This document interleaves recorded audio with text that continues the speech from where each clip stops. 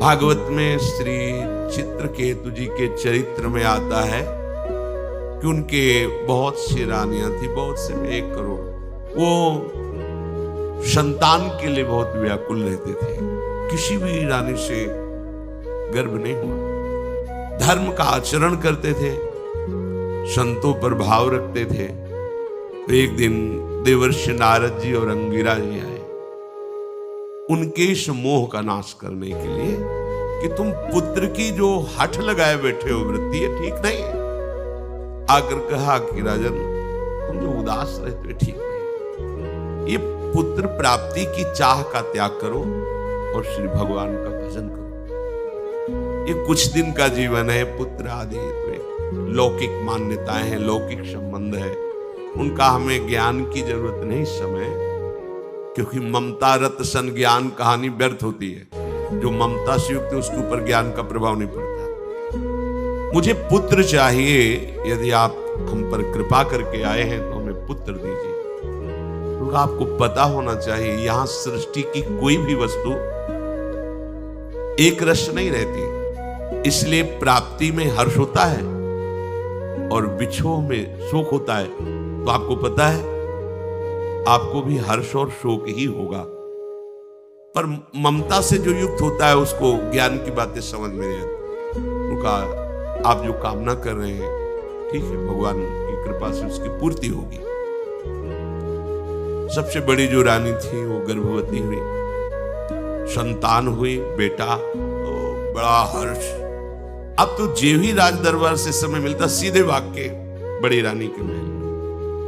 जो अन्य रानियां थी वो आपस में बैठकर संगोष्ठी की, जैसे रसिकों की संगोष्ठी होती है ऐसे प्रपंचियों की भी होती है कि अब तो राजा हमारी तरफ देखते ही नहीं, बोले आना उनके बेटा हो गया, हमारे बेटा नहीं, तो इसलिए बोले हम सबको राजा की तरफ से दूर करने वाला यही तो है ना बेटा,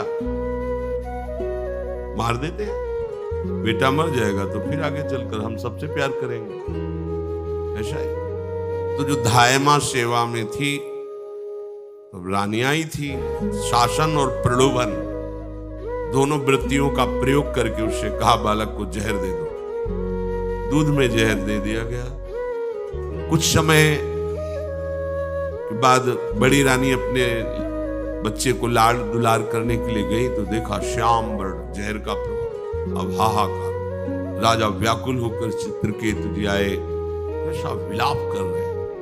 जब किसी धर्मात्मा को क्लेश होता है तो महात्मा वहां जरूर पहुंच जाते हैं या उनको महात्माओं का सहयोग दे दिया जाता है, ये भगवान की तरफ से होता है। फिर अंगिरा जी और देवर्षि नारद पधारे, कहा राजन तुमसे कहा था यहाँ की प्रत्येक वस्तु जो प्राप्त होती है उसमें हर्ष होता है, और चूंकि नाशवान इसलिए जब नष्ट होगी तो शोक होता है। आप हमारी बात को समझ नहीं पाए थे, अब समझ लीजिए।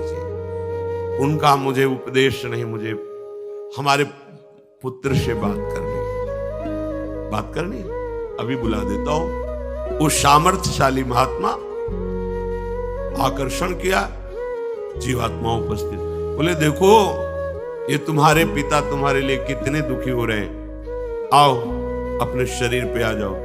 अरे उनका महाराज आप क्यों ऐसी मजाक की बात करते हैं, हमारा बाप है, कई बार ये मेरा बेटा बना, मेरी पत्नी बना, इसको पता है ये मेरा अरे कुछ समय के लिए अपने कर्म बंधन से जकड़कर इसके पास आया था, मैं इसका पुत्र नहीं हूं। ऐसे कठोर वचनों से बोले कि राजा को होश हो गया।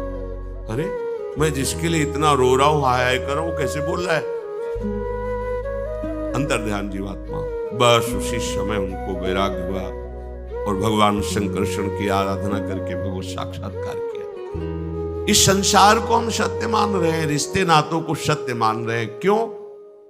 भगवान कह रहे असत दधाना पुरुषा, क्योंकि उनको मेरे पर श्रद्धा नहीं है, इसलिए उनकी ये दुर्गति हुई। क्या दुर्गति? वर्तमान में शरीर से राग हो जाना, शरीर संबंधियों से राग हो जाना, शरीर भोगों से राग हो, वर्तमान में दुर्गति है। इसका परिणाम तो दुर्गति है ही है, केवल दुर्गति परिणाम है, केवल दुर्गति। और प्रायः हम सब इसी में फंसे हुए हैं।